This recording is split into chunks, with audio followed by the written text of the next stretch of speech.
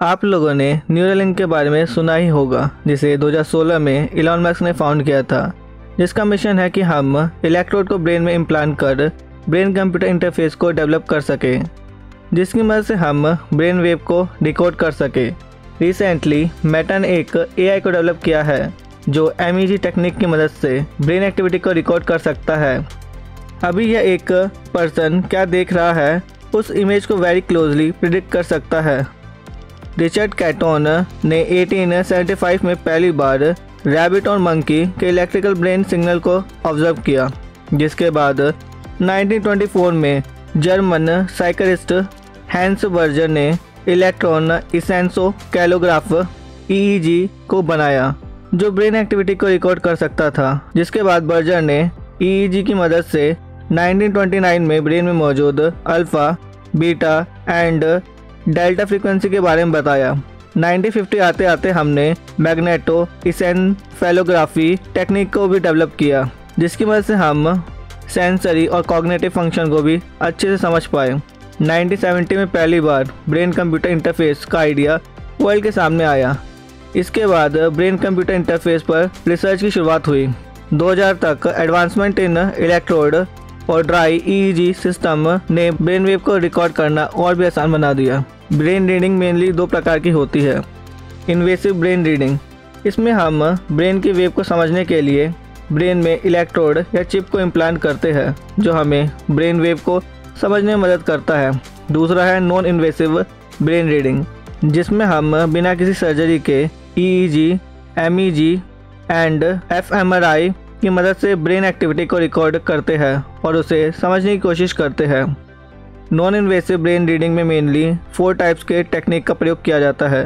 EEG, इसमें हम electrode को ब्रेन के स्कैल्प पर लगाते हैं, जिसके बाद यह ब्रेन वेव चेंज को इलेक्ट्रिकल सिग्नल की मदद से मेज़र करता है, जिसके बाद हम EEG मशीन द्वारा इन सिग्नल को एम्पलीफाई और फिल्टर कर रिकॉर्ड करते हैं।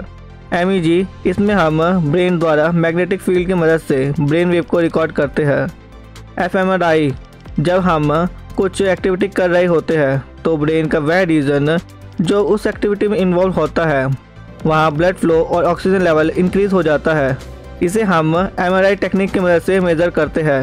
NIRS, इसमें हम ब्रेन ऑक्सीजन लेवल को इंफ्रारेड लाइट की मदद से मेज़र करते हैं। यूनिवर्सिटी ऑफ टेक्सास के रिसर्चर अलेक्जेंडर हुथ और जेरी टैंग ने एक माइंड रीडिंग डिवाइस डेवलप किया है, जिसकी मदद से जो हम सुन रहे हैं, देख रहे हैं और इमेजिन कर रहे हैं अपने ब्रेन में, उसको आसानी से डिकोड कर सकते हैं। साइंटिस्ट ने इस डिवाइस को नाम दिया है सिमेंटिक डिकोडर, जो fMRI टेक्निक की मदद से ब्रेन वेव को रिकॉर्ड करता है। लेकिन fMRI टेक्निक में करीब 10 सेकेंड लगता है ब्रेन एक्टिविटी में चेंज को मेज़र करने के लिए। इस प्रॉब्लम को सॉल्व करने के लिए साइंटिस्ट ने AI को more than 16 hour mind wave पर पार्टिसिपेंट के डेटा से ट्रेन किया, जिसकी मदद से रिसर्चर्स ने एक AI मॉडल को डेवलप किया जिसने इस टाइम को कम कर दिया।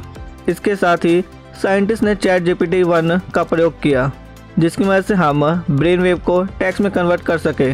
जब रिसर्चर्स ने इसे 3 पार्टिसिपेंट पर टेस्ट किया तो यह डिवाइस एग्जैक्टली सेंटेंस को तो नहीं, लेकिन उनके मीनिंग को आसानी से डिकोड कर पा रहा था, जो कि बिल्कुल सेम था जो वह सोच रहे थे। फिर रिसर्चर ने पार्टिसिपेंट्स को वीडियो दिखाया और उस समय जो पार्टिसिपेंट के ब्रेन में एक्टिविटी हो रही थी, यह डिवाइस एग्जैक्टली वीडियो को टेक्स्ट में डिकोड कर पा रहा था। 18 अक्टूबर 2023 को मेटा ने ब्रेन रीडिंग में एक अचीवमेंट हासिल किया। मेटा ने MEG टेक्निक, जो एक सेकंड में 1000 ब्रेन एक्टिविटी को मेज़र कर सकता है, इसी टेक्निक की मदद से मेटा ने एक real time AI image decoder को डेवलप किया। मेटा ने AI को ट्रेन करने के लिए मेटा ने कई सारे हेल्दी वॉलंटियर का डाटा का यूज़ किया।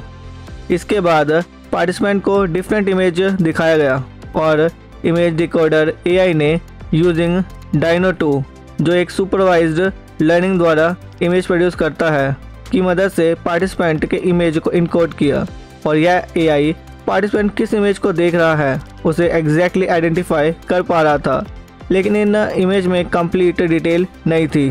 हालांकि ब्रेन रीडिंग फ्यूचर में पॉसिबल होगा और यह कई लोग जो mental disorder like Parkinson, epilepsy और पैरालिसिस से अफेक्टेड लोगों के लिए एक मिरेकल से कम नहीं होगा, क्योंकि वह इसकी मदद से अपनी डिजीज़ को कम्प्लीटली ठीक कर पाएंगे। लेकिन यह ह्यूमैनिटी के लिए एक थ्रेट भी साबित हो सकता है।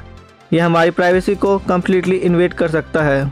सपोर्ट करें हमारे साइंटिफिक नॉलेज को हर इंसान तक पहुंचाने के मिशन को by sharing this video. Like करें वीडियो को और सब्सक्राइब करें इस चैनल को। So see you in the next video. Bye bye.